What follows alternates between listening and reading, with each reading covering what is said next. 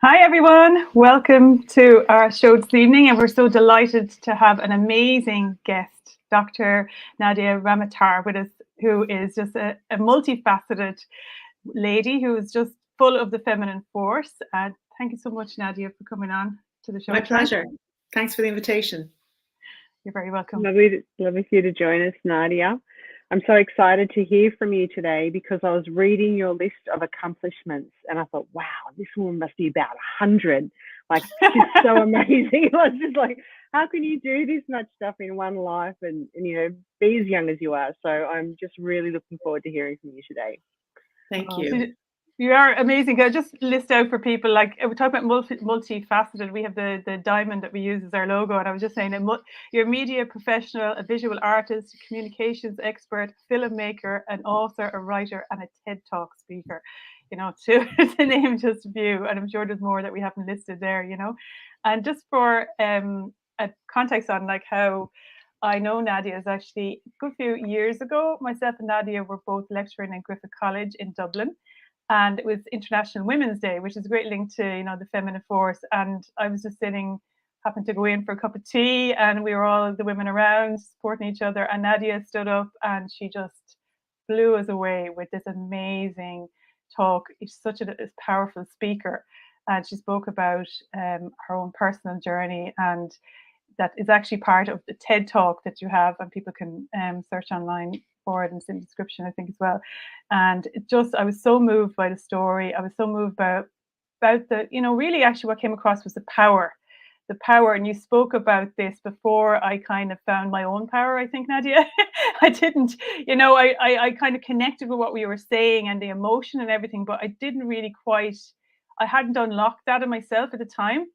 And I remember being so impressed by this kind of force that you had behind your life experience, and behind like what you were saying and what was coming through. Like, it was so visceral for me, And I remember thinking, like, you stayed in my mind, since then. And it's funny that we're here now and we have these talks happening. And I was like, and you connected on LinkedIn again. I was like, we have to get Nadia on, like, she's, talk about an example of it, So I'd love you to maybe talk a little bit about that story from the TED Talk, that your background and how you kind of are this kind of feminine icon nearly in the world today. I think, Nadia, I'd love you, for people who don't know who you are, and like maybe a little bit about that Sure, absolutely. Story.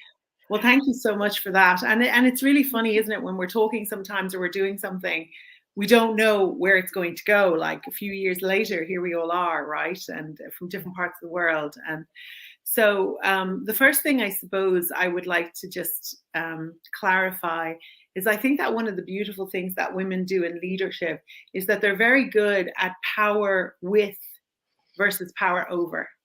And I think that a feminine leader who's really whole as a person is able to share power with the room, not trying to dominate, not trying to over assert, but is just comfortable being present, being seen, being there, being heard. And I suppose for a lot of women, that is the greatest struggle, is that there's so many things that can happen from the time you're a young girl to just kind of take your voice away, or make you feel that you can't be who you are, or make you feel that what happened to you isn't valid. And so I suppose, my journey was more difficult than I wanted. Yeah. Which is true for a lot of women, it was like, if I was, how people are like, oh, well, that brought me to where I am today. And I would be like, no, I wouldn't have picked it. Like, it's not the way I would have gone. And I have a lot of family members who say stuff like, everything happens as it should, or everything's as it's meant to be. And I'm kind of like, I don't know about all that, but what I do know is that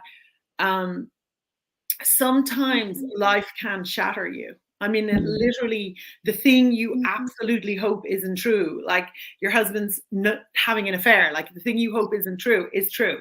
You open your bank account and you go, oh God, it's that bad. Or you get on the scale and you go, oh no, not that. Like it's that way.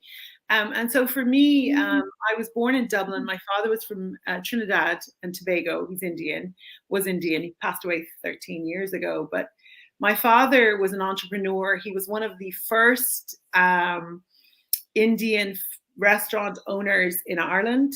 He was also a jeweler. So your metaphor of a diamond is very valid to me. So he was this self-made man who was very enterprising. And I grew up in a large kind of chaotic blended family. And so when I was about 16 or 17, my parents wanted to immigrate to America. And that was a trauma, I think. And when I was in America and I was going to the University of Florida, which was a major, like it was a big, huge university in America, which means, 35, 40,000 students, Wow. So having come from Dublin, I was just kind of like, well, I'm, what am I doing? But I wanted to be a journalist. I actually wanted to be a writer, but my father, being Indian, was so practical. He didn't want me to do literature or writing because he's like, well, you starve to death. No, you can't do that. So we agreed on journalism because I would have a job. Like it would at least lead to a job. So he was okay with that. So anyway, I was there, I was working in radio and ultimately hoping to become a news anchor. This is what I really felt I was going to do. And I was going to be an investigative reporter. And so I'm 19 years old, not been in America very long. And as I talk about in the TED talk that I did, what happened that night was that I was coming out of the building of where I was reporting. So the way it worked was I had gone to a city commission meeting. I had been there. I had interviewed people. Then I went back to the newsroom. I, cut up the stories, left them for the next morning, and then left the building probably about 10 o'clock at night or so. Came out of the building, ran to my car, got in my car. And as I was pulling the door closed in my car, this man, pulls the door open. And he said to me, do you know where Beatty Towers is? Well, Beatty Towers was a dorm at the University of Florida, and everybody knew where Beatty Towers was. So my first thought was, well, everybody knows where Beatty Towers is. What are you asking me for? It was just like your mind. You don't expect that, And like I said, I was 19. I was kind of obviously naive. I didn't really, it took me a minute to realize what was going on. Then he literally punched me in the face and kind of dazed me. I mean, obviously I had never been punched in the face, ever in my life. I had no idea what was going on. And then immediately, jumps in the car on top of me. Something came over me that was just like, no, I'm not going to die like this. Like, this isn't it. Like, I don't want to die like this. And I just want to say here that I know this can be triggering for people and I know it's hard for people. And that when something like this happens, I mean, you don't know what you're going to do. You just, something subconscious, something deep within you takes over. And that could be play dead. That could be fight, flight, play dead. I mean, you just don't know what's going to happen. Yes. Yeah.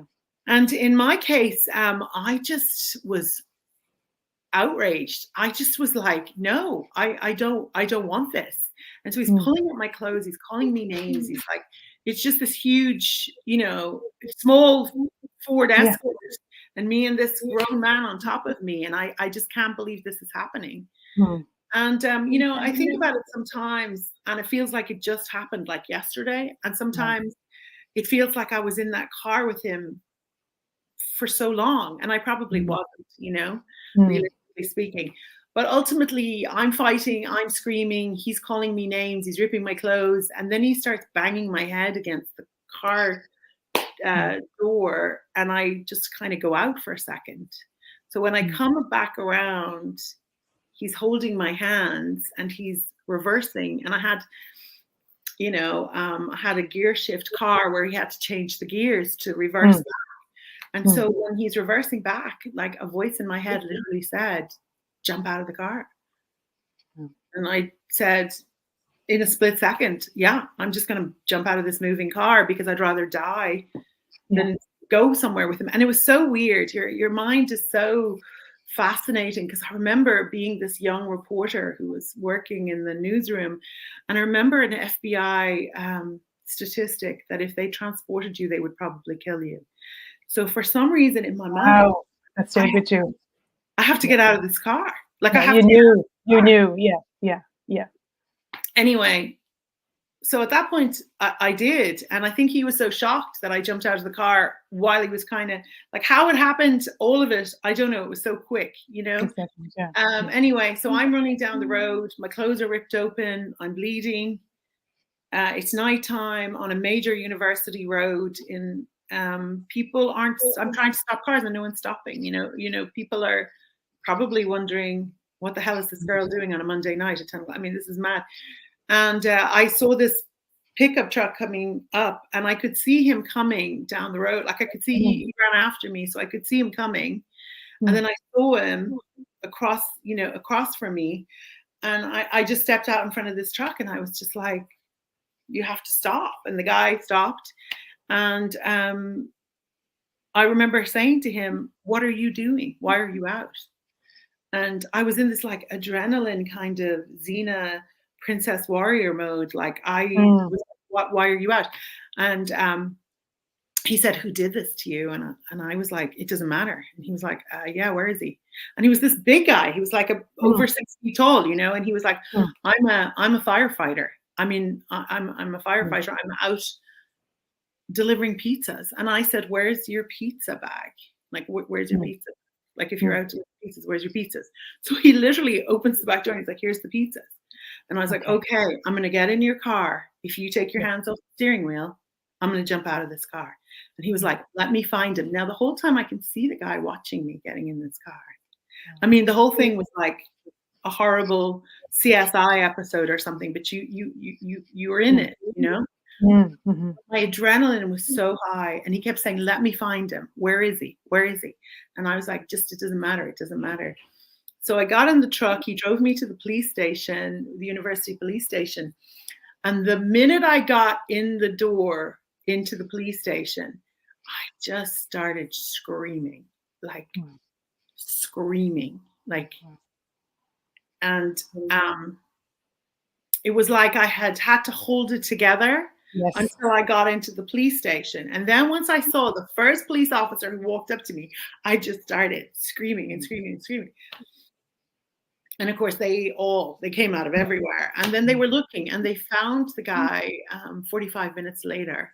And I had to do, you know, an ID and all that, you know, a line up and an ID and whatever else. But I mean, it was kind of like one of those moments in life where you don't believe it's you, like you don't believe it's your own life, you don't believe it's happening.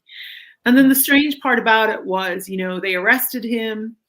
He was someone who had been in jail 3 times, twice before, for sexual assault and battery. And in the state of Florida, if you got a felony on the 3rd time, you got life.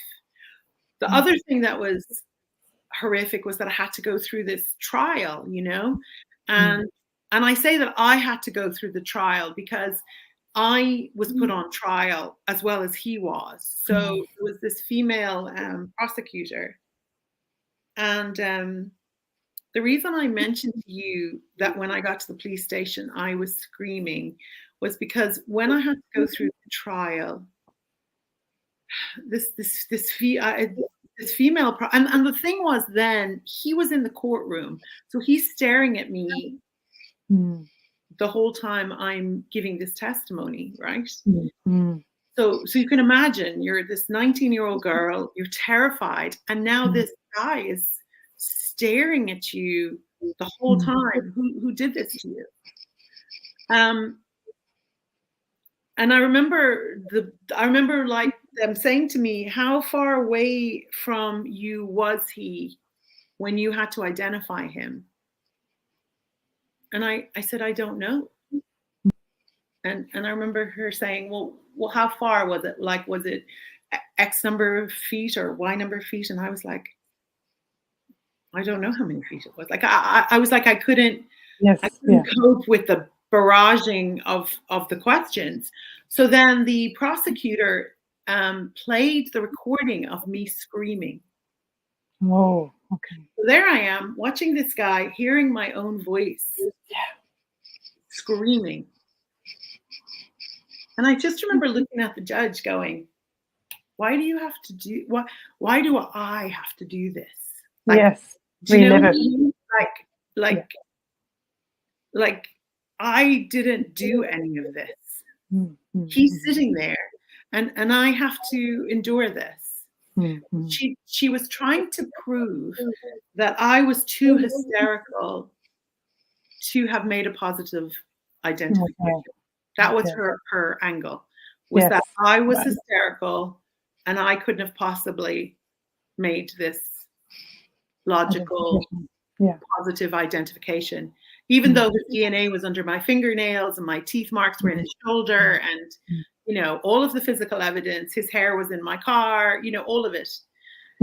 So solid, you know, there was no question that this was the person who had really beaten me very badly, and I was, and he had been in my vehicle. Like there wasn't any question about this. So she had to come after my character and try and make out that there was something wrong with me. And so the questioning was like, if we were to bring your ex-boyfriends in here, would they say you were kinky? Have you had rape fantasies? And it was like, how is she able to even say that to me? I mean, you know, 19-year-old, you know what I mean? Yeah, I mean, and Caroline, you know, 19-year-old Irish girls back in the 80s. Absolutely, convent girls, you know. We were not wild girls at all, so it was horrifying to me, you know. Yeah. I was just kind of like horrified, you know, like, who are you talking to? Like, how dare you? But the interesting thing was then the man, the pizza delivery firefighter, he took the stand, and he said, well, when she saw me, she asked me why I was out. And when I said I was delivering pizzas, she made me show her the pizzas. Okay. If I was delivering pizzas. So the state attorney's office was building this case that she was upset, but she was completely competent to ask these things. Anyway, so I would say in some ways the trial was like as hard in many ways as surviving the night. But there was one time I had said to the assistant state attorney, I had said to him when we were getting ready for trial, I just said, this is too hard. I can't do this. I don't want to do this. I can't do this. Especially when I knew he'd be in the room with me. I was like, no, I don't ever want to see him again. I don't ever want to be in the same room as him. And he said, okay, well, you know what? Let's just let him out then. So he can go and rape all these other girls, as long as you're okay with that. Because the first thing he'll do, the first night he's out, is he was saying, you know, in his lifetime, he could rape a girl a night, 2 girls a day. He could rape any number of women in his lifetime, as long as you're okay with that. So it was very, you know, it was very clever on his part, because I just knew that wasn't what you wanted to do. And I mean, the guy was so sick that the night he attacked me, he attacked someone, tried to attack another young woman before me. And when the police caught him, he was trying to attack another young woman. So he was he'd only been out of jail 3 weeks. And they had let him out of jail early for good behavior. Because, you know, rapists in jail are apparently model citizens. You know, it was just such a wake up to me, I suppose, the injustice of the system. Yeah, so you learned that from an early age. Imagine at 19 years of age, seeing life, you know, being very, like, I suppose Ireland has been sheltered, and then, like, you know, very protected kind of family and everything, and then for that to happen, like, a massive effect on you going forward, like, and how did that unfold, like, in your life then, you know, in your life direction then, you know, where you were saying about media and, you know, all I didn't want to be a news anchor anymore. That was the first thing that happened. The first thing that happened was all the things I had wanted to do before: go to exciting places, meet strangers, fight justice. You know, I didn't want to do any of that, like none of that. Like, I was like, nope, I won't be doing that anymore. You know, be the center of attention. No, don't want to do that. I mean, it was difficult. And then the other thing I didn't talk about on the TED Talk, because, you know, when you're given the opportunity to do a TED Talk, which is a tremendous privilege, you have to stick very closely to what you're going to talk about, and you can't get too far afield. But about 6 months after that happened to me, the Gainesville murders took place, which is the town I was living in and going to that university. So 6 people were murdered by a serial murder in the same town. And I was just like, you know, you got to be like, this can't be. And what was horrific about the Gainesville murders, as with most serial killers, they had a type. And their type was me. I was exactly what the girls looked like who were murdered. And so there was a photograph of all these girls. And at the time,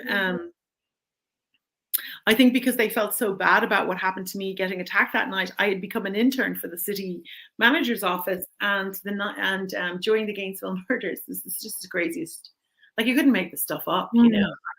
The city manager called me in and said, "Where are your family?" And I was like, "Well, they're about, an hour and a half away." And he said, "You need to go to your family, but you can't go home first. You need to just go call your family and tell them you're going straight home." And I was like, "Oh, I can't. I have to go." And they were like, "No, you can't go back to your apartment," because I lived within the 5-mile radius of where these bodies had already been showed up. And so the FBI were there, and the city manager was there, and the police chief was there. And I remember them saying to me, one of the deputies is going to walk you to your car. You need to go straight home, Nadia. Don't go back to your apartment. You're not going to be able to get back into the building. You need to just go straight to your family. And then when I got to my parents, it was on CNN that there had been these murders. And I was just like, how surreal is that, like, it's so unusual for that to happen. Well, as well. It's an unfortunate thing, but the prevalence of sexual violence in the world for young women is completely unacceptable, and it's been unacceptable for a long time. And I suppose one of the reasons I speak up is because every time I do, someone comes forward and says, "This terrible thing happened to me. I've never told anybody." And I say, "Yeah, I can see why you didn't," because sometimes it's a father, sometimes it's a brother, sometimes it's the boyfriend, sometimes it's the man next door, sometimes it's a teacher, professor, or whatever, or it's a man, and it's been somebody in a role of authority. And so it's a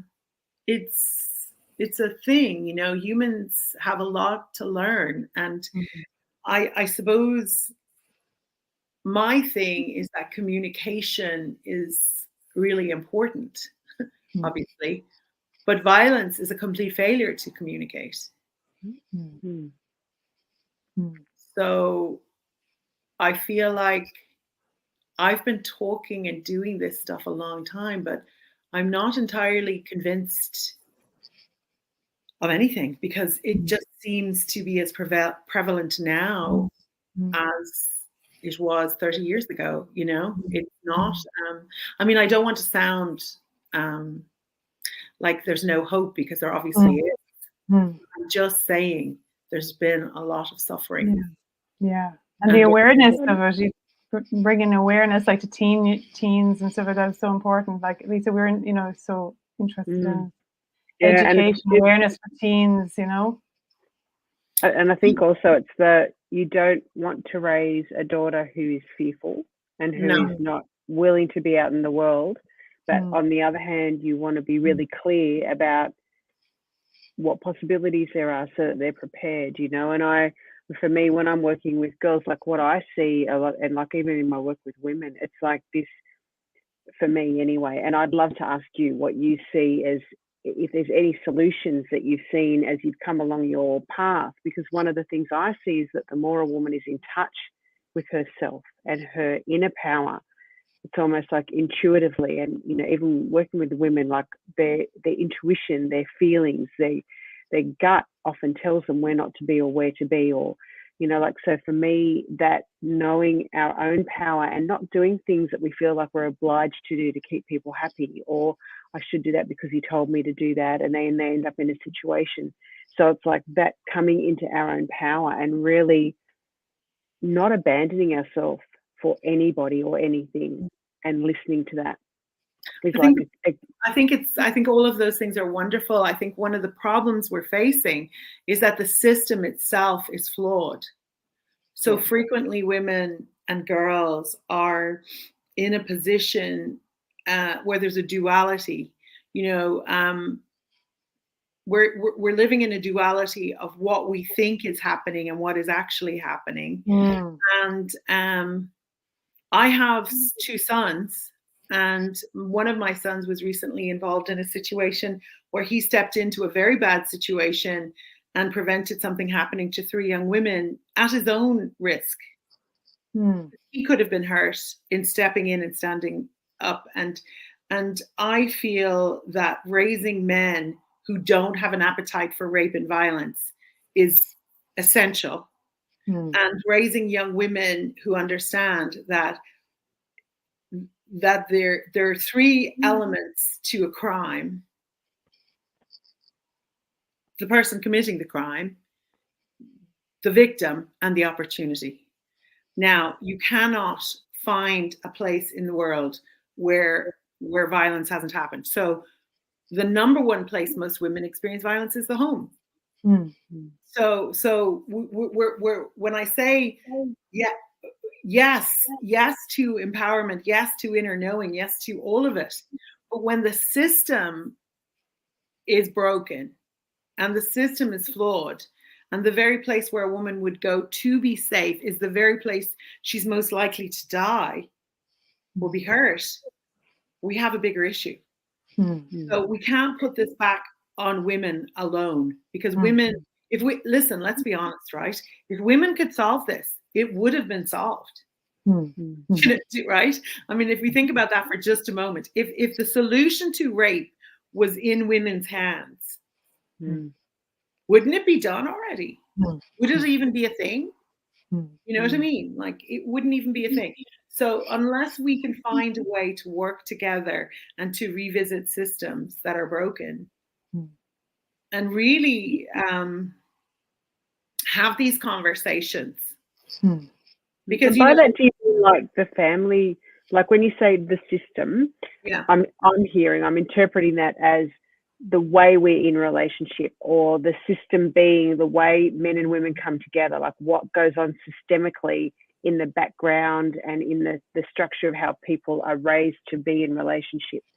I mean, I also know the justice system is like totally broken, but I'm hearing that you mean more of that sort of a system, the way people come into relationship. And and I do mean institutions, and marriage is an institution, and church is an institution, and schools are institutions, and businesses and places of work. I mean, all of it is in need of revisiting, and we have to work together. There is no us versus them.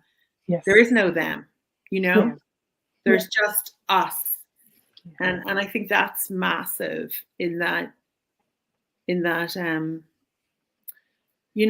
People can be so beautiful, and humans can be so generous and so strong and so kind and so creative. And yet there is a darkness that we haven't been able to find a way to reach or negotiate or to, integrate. Integrate is a great word. I just wonder, we have a tendency to make things like what happened to me a personal issue. Yes. And it's not a personal issue. I mean, it's not. And I suppose that's why I've been so involved in advocacy work, because anything that happens to a child anywhere is everybody's child. Absolutely. Because you have a child today who's in some kind of brutalized situation, right? 20 years from now, that kid's got a gun, that kid's got a wife, that kid's got a child, that kid's now a boss, he's a manager, he's a business owner, whatever. So until we get a handle on this intergenerational pattern, we're not getting ahead of it. We're just kind of on the receiving end of trying to help victims, but we're not in a prevention mode.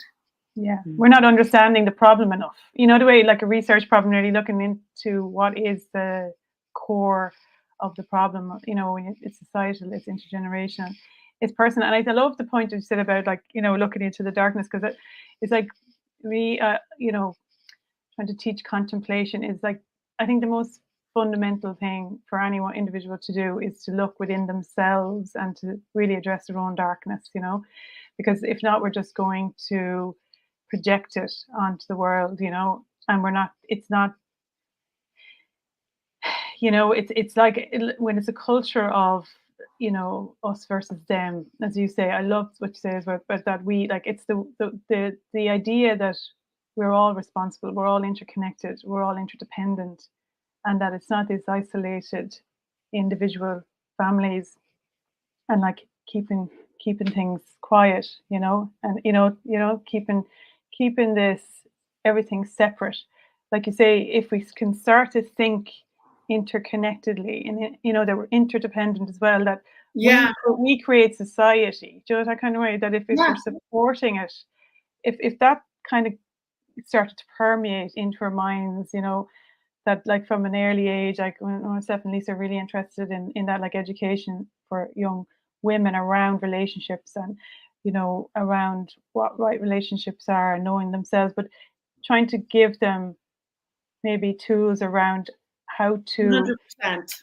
red flags, you know what I mean, before they get into there's actually statistics, and I'm dyslexic, so I'm not going to make up a number, but I do know for a fact that there are lots and lots and lots of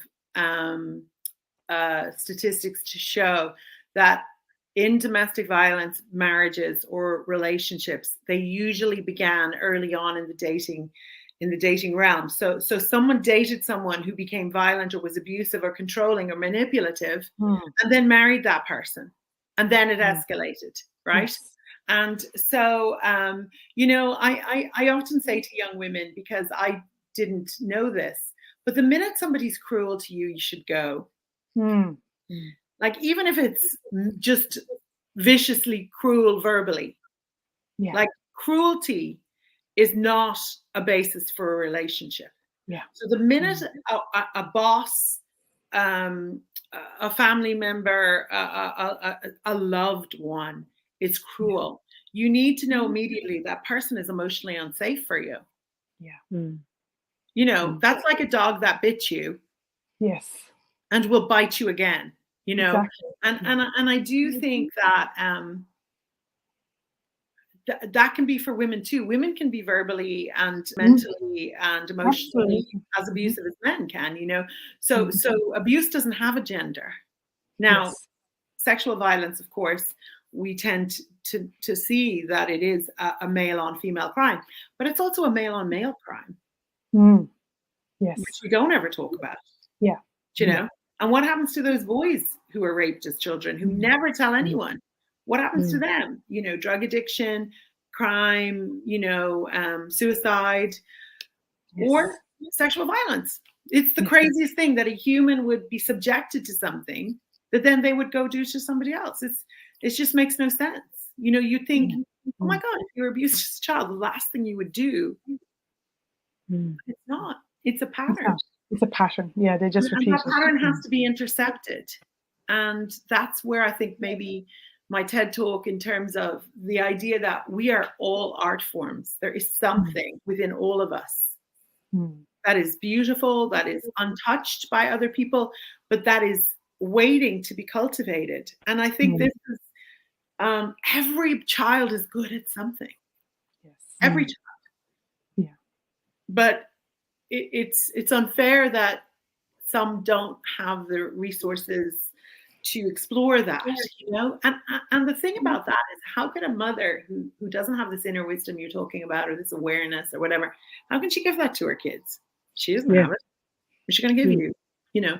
So I mean, there's so much importance in empowering people, and I really really like the idea that we're not able to help anyone because we can't even help ourselves, but we can empower one another. Yeah. So if my getting on stage and doing a TED talk and talking about the worst night of my life again and again and again,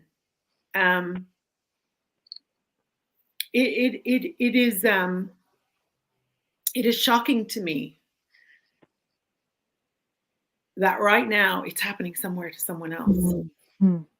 Like it's difficult for me to accept that I almost died and probably would have died if things hadn't gone slightly differently, or I would have maybe even killed myself if it had gone the way it was going. I mean, who knows what would have happened? But that somebody somewhere is hiding that this happened to them because they're so afraid. You know, in a lot of cultures, if a woman comes forward and says she was raped, she'll be put to death. You know, we're not living in a world where women or men, and think about this for a man who's been abused. Yes, yeah. Shame for a man to come forward and say, "This guy did this to me," or this woman is, you know, a woman, absolutely, 100% so. And you know, this is the thing. Very different for a man, you know, to be, you know, come forward about that. Yeah. Men are people too. You know, like men are people too. I mean, we're people, we're human, and we're flawed. And we've got to help one another. We're helpmates. We've got to, regardless of whether your sexual orientation, we're here. We've all got to. There's so much to be done. Each one of us just needs to see what can we do.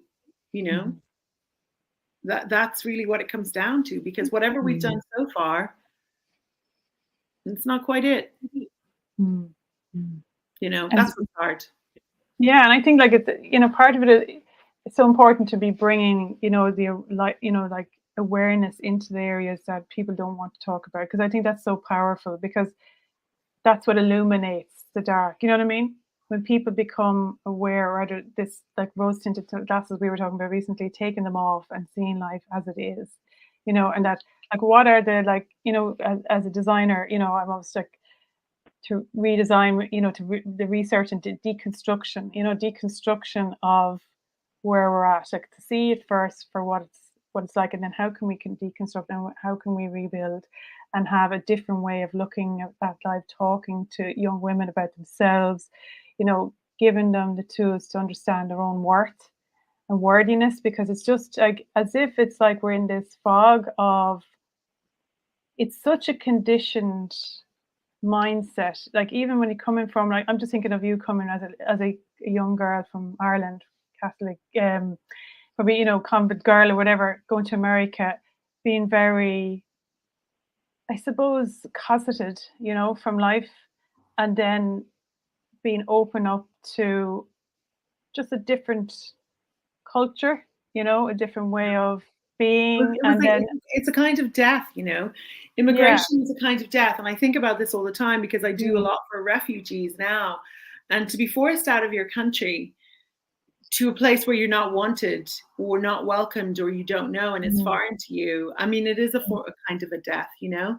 And there's so much going on in the world that requires us to just really look at politics differently. And you know, we just don't seem to be able to do it. We just don't seem to be able to grow up, you know. And I do make that point in the TED talk, which I want to say, is that without the shadow, you know, there is no art. Like if you think about it, you know, you can't just paint in pastels all the time. Like there has to be contrast.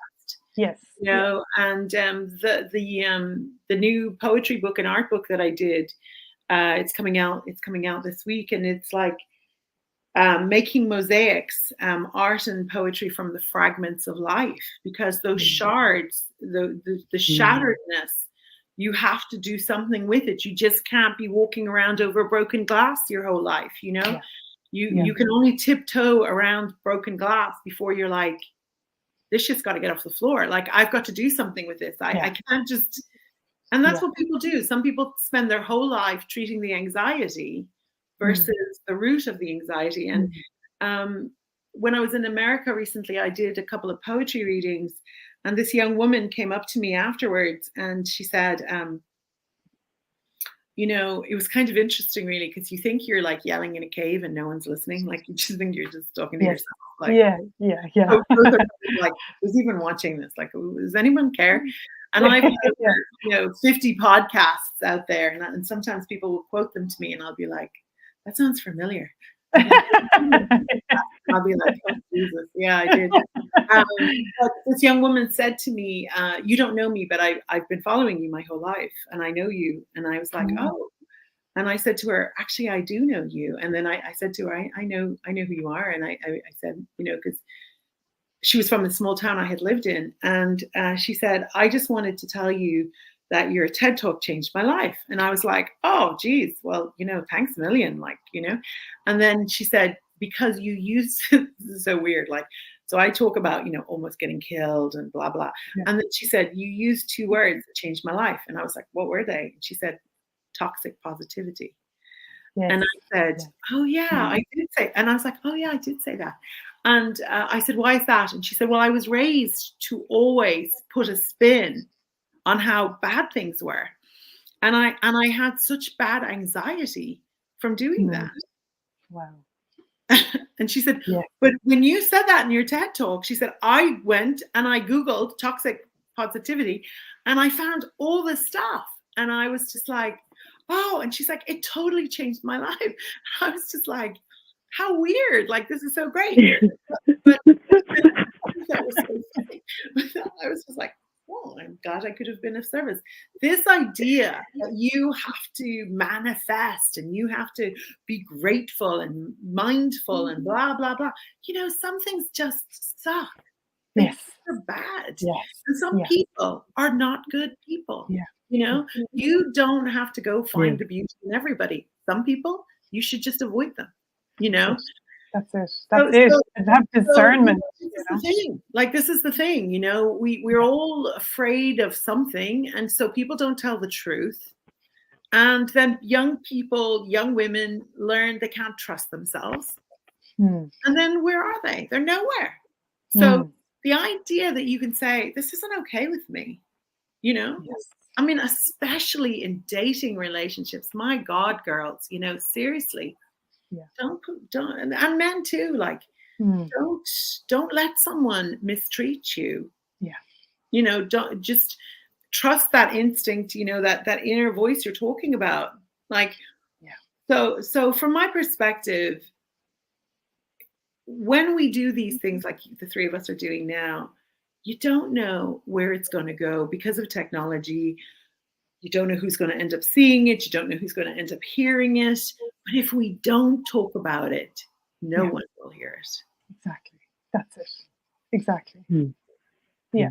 Because we're the same. That's you know, a hard thing. Myself and Lisa, you know, you're trying to highlight issues. You're not sure who's going to listen to it. You don't know where it's going to go, but you know you have to. You have to at least try, you know, to put it out there, and then somebody's going to connect with us somehow, you know. And Lisa, would you like to talk a little bit about the emotional side of it? You know, the way I just thought that was really key to what the work that you do sometimes. I'm just feeling this real, like, this burning inside of me, and it's because I'm very passionate about emotion education, and way back in schools, actually teaching, if we taught kids how to understand how they're feeling and then address that. Because at the moment, what I see is that people don't understand things like what you mentioned before, that anxiety is actually a symptom of something else underneath. And if you understand yourself well enough, you really can live a much more whole and fulfilled life, but you become so much more intuitive and you create really healthy relationships because you're able to communicate the way you feel, and you don't have to do things to other people to get a sense of feeling more empowered.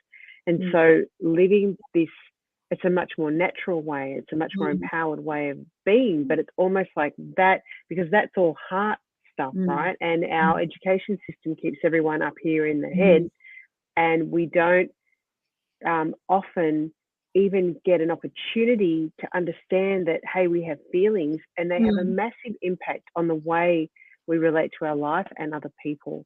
And this is what we can do with them. They can actually be fuel for our creativity. They can be fuel for better relationships. So I just feel so passionate about that. And one of the things you just said to me then was the intergenerational trauma. And I understand as well as we can educate ourselves as much as we want and even have things in schools, but until we start understanding that there are some things, some patterns that get passed through us in our DNA that we have very little awareness of, until we understand that there are these things in us that we have to investigate, that are our responsibility to uncover, because there may not be things that are a result of my lifetime. You know, that understanding of what comes through, because, you know, even in my life, I've watched how situations of abuse have happened to ancestors of mine, and it's influenced my behavior. And without my awareness, it could absolutely get me into a lot of trouble. So I just feel like I'm listening to you just going, oh my gosh, I could just burn like this. There's I don't know if either of you read Susan David's book, Emotional Agility. I really thought that was powerful, because she's making the point, you know, resilience is really what matters. You know, it's really important not to force children to shut down their feelings, to not allow a child to feel a certain way, to really manipulate and control the child, that being a good child is being an obedient child no matter what. I mean, see, we kind of are going to extremes. You've got some people who think parenting is just, you know, making sure your child's self-esteem is intact, so the child's just a nightmare. And then you've got this other group who maybe the children have money and they're from a prosperous family, but the child emotionally is starving, you know? So I suppose this is where the arts come in again, you know, is the arts can be a way to help children, whether it's music or theater or writing or art, you know, in some kind of way, to allow a child to have these emotions, all the emotions, to feel all the emotions. You know, the idea that you should be happy every day is nonsense. You know, the idea that you will always feel good about yourself no matter what. No, it's not it. It's not even a goal. Is it even a goal to just feel good all the time, no matter what? No. I mean, grief is part of life. You know, it's important to say, I don't feel right, and I'm not going to do anything until I figure out why that is, you know, versus I'm going to force. You know, there's so much force, and it's not good. It doesn't do any good. You know, I just really hope that in all of this, maybe possibly somehow people will realize that nature is the way. You know, nature offers you models for things. And by denying your own nature, nothing good comes of it. And by denying your connection to nature, you know, we live in an artificial world. We live with these screens. We're so technology dependent. I mean, you think about any tragedy that happens in the world, the biggest tragedy is they can't get Wi-Fi. You know, oh, there's been a hurricane. Oh, that's awful. There's been a forest fire. Oh, that's terrible. We can't get any Wi-Fi. That's the part that kills you know, the Western human. We're so, you know, this is a true story. My 88-year-old mother left her cell phone at my sister's house. And she lives an hour from my sister. And she's on the house phone calling me in a panic. I don't have my cell phone. I don't have my cell phone. I mean, she's on the house phone calling me, panicked at 88. I do not have my cell phone.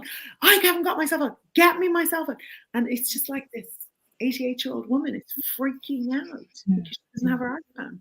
And that's whether they're 8 or 88, you know, this unnatural dependence on something outside of yourself. Yes, that's it exactly. But that's it exactly. And actually, yeah, Nadia, I don't know if you're aware, I published a poetry book last year. It was actually around the lockdown when in 2020 I started to put it together, because I had done this kind of in a retreat, and I bought a cottage in the west of Ireland, and I decided when I saw people going out to nature during lockdown and reconnecting with nature, I was like, oh my God, this is fabulous, like for Irish people to go back into nature and start to reconnect with this kind of inner, or the wisdom of the heart. I thought it was great. It was a very hopeful time. So like I put together there was pictures. I asked on Facebook, see who could send me pictures of Ireland, basically, and people came from all different provinces, sent me pictures, and I put it together with the poems. And I was trying to speak to that, like basically that there's this, like we have this kind of freedom in Ireland now, but like this, the inner freedom, and how can we use nature, go back to like the Celtic spirituality. There's so much in that, 100%. Just to kind of come back and try to connect again with ourselves through nature, and this, like even just understanding of like the emotional world. We can just see it unfold in nature. It's easy for us to understand that, how things day and night, all the seasons. It's like, even you don't have to do much. It's not just learning, it's just observation and letting it come in, inviting it in. And it has that transformational effect on you once you start to create those spaces for that to happen. It's it's the hope, I think, Yeah, it's so important. I remember not that long ago, I had gone to visit an edible forest, and I was talking to the man who had created it, and I said to him, "Oh, it's just so wonderful to be out here in nature." And he looked at me and he said, "But you are nature." Yes. And I was just like, "Duh, I'm in nature all the time because I am nature." And I was like, "I am nature." It's like somebody said, "What's your favorite animal?" Well, humans are animals. Yes. David Attenborough said, "Oh, humans, still humans," because we're animals. So we've got to disconnect, like, oh, there's the natural world. There's only the natural world. Do you know? Yes. And you are actually a thing of nature. Like this whole hair thing, the skin thing, this whole teeth thing, this is all part of nature. What? This biome, this gut lining, all of it, it's all living. It's just so funny because people are just like, what? I don't understand. I love nature. No, you are, like, you yourself, what? And it's just so funny because we're so lucky. I mean, we're so lucky in Ireland, and I lived in America for over 30 years, and I wasn't allowed to hang my clothes on the line because it was against the homeowners association. And everywhere you go, there's air conditioning at 70 degrees. It's 70 degrees in your car, 70 degrees in the house, 70 degree in this huge, massive 5-story mall. Like it's going to be 70 degrees, and everything is going to be sprayed, so there will be no bugs. And then they're like, oh, the bees are dead. Well, why do you think that is? It's just like this disconnect because no one wants to be uncomfortable. And that's the thing about back to the emotion. If you're comfortable the entire time of your life, something is not right.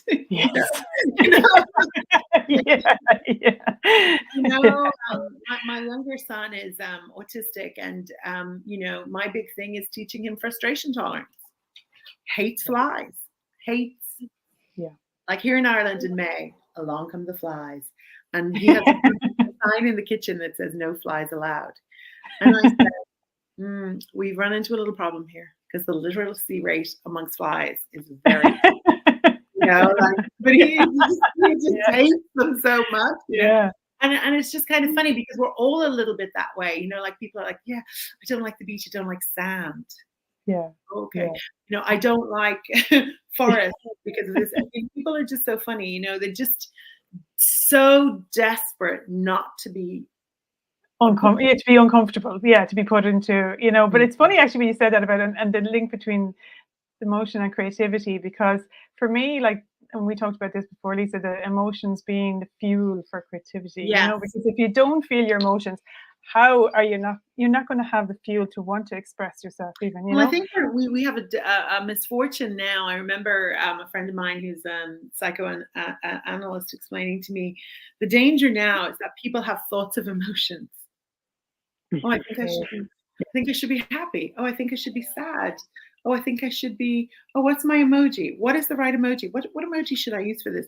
They don't actually experience, oh, what's that feeling I have? Oh, that's hunger. Oh, I've never been hungry. I don't know what that feels. You know, like they don't actually really, how do I feel? I feel hurt. No, I don't. I can't be hurt. You know, like the big issue is you don't even have the grammar or the language to say, which is why things like your poetry is so important, you know? I find that so often it's like trying to actually, people just have no concept of the feeling, even though they can talk about it. And so, and the other thing that I hear a lot is like, oh, yeah, I know I should love myself. I love myself. And I just say, well, you can say that as much as you want, but unless you actually feel it, you clearly feel don't. that love for yourself, you know, it's like really not much is going to change unless you feel it in your body. Yeah. And it's like, you know, I was interviewed for something recently and she said, what is the number one thing in your life that you think needs to be changed? And I said, self-care. I need to be better at it.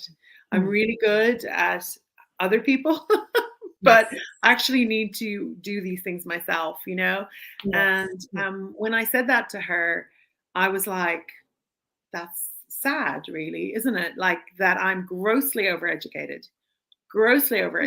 you know, and can't put myself to bed on time, you know? Yeah. I mean, I send my children off with snacks and their favorite food and water, and I'm there going, God, why do I feel weird? Oh yeah, well maybe you should have eaten something, or you should have brought something healthy with you, you know. I mean, so for a lot of women, I think a lot of issues go back to the inability to practice decent, I'm not even going to say exquisite, I'm just going to say moderately decent self-care. Because we're so busy with, you know, that whole thing about, oh, when you're on the plane and the oxygen masks comes back down, almost every woman I know would be dead already because they would not have put the oxygen mask on first. You know, we keep using that metaphor, but women frequently do so much and are overcommitted and are overly responsible and then are resentful and then are tired and then are frumpy and then they're eating their feelings and it's a fiasco, or drinking their feelings, you know, Dr. Pinot Grigio, you know, a disaster. Do you know? But that inability to face it and say, I'm not okay. And stripping everything back to feel and see how honest you are in, you know, with you your need feelings. a glass of water.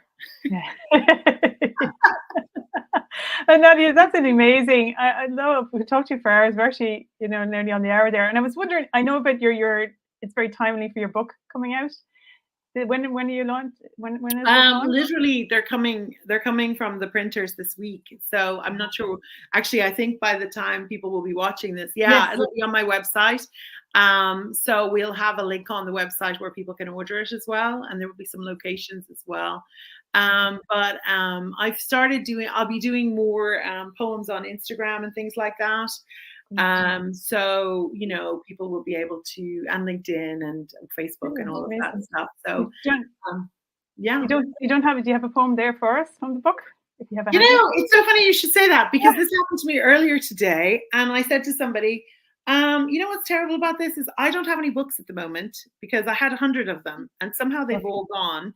And I literally don't have one. And I was like, I feel I'm kind of on the spot now because I don't. But if people will go to Facebook and Instagram, I promise you, there are samples of the poems and the pages there. And what ended up happening was every page is illustrated. So you know yourself. So I did a lot of inks and watercolors and beautiful. You know, so it's a compilation of original artwork and poems, and sometimes they're abstract and sometimes they're actual images.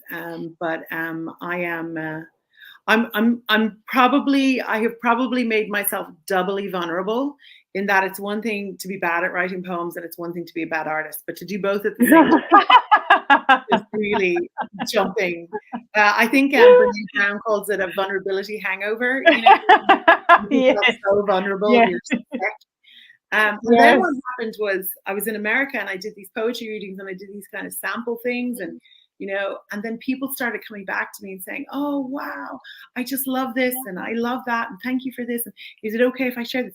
And then I found that I was even more uncomfortable with all the congratulations and the accolades, and this is the most beautiful thing. And then somebody bought 12 books, and I was like, "Well, why would you do that? Like, why would you do that?" So it's just been kind of a journey in self-preservation, really. All the emotions are coming up for you to. And you know what? That's it though. I mean, I'm 54 and I'm like, you know, I've already done a lot of things I never thought I'd be able to do. You know, I was diagnosed with dyslexia when I was 9. I was almost murdered at 19.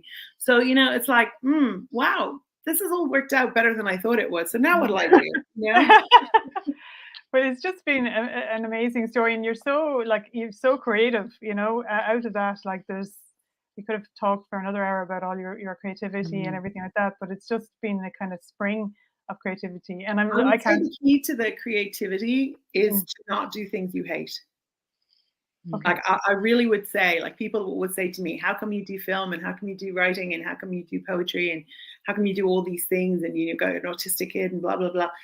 And the key is, don't do things you hate. Like delegate, find someone else to do it. You know, whatever that is, taxes, toilets, whatever you don't do well, delegate. Find someone who's good at it that isn't you. And if you really do try to have these parameters where people who hurt you or things that you just struggle with, if you find ways to get them done, then it really liberates you. It really does literally allow you to have energy to do things, but you have to say no. You have to be saying no to something, and you have to be saying no to someone. And that's the only way to carve the life that you want, is to cut away what does not work for you anymore. That's amazing. What an amazing point to finish on. Thank you so much, Nadia. That's fabulous. So powerful. Thank you, Nadia. It's been beautiful talking to you today. I really appreciate your time. Thank you so much. Thanks for the invitation. Thank you, everyone. Thanks for watching, and keep watching. We'll keep finding these amazing interviewees for you. So thank you so much, and we'll see you again soon. Bye. Thanks, everyone.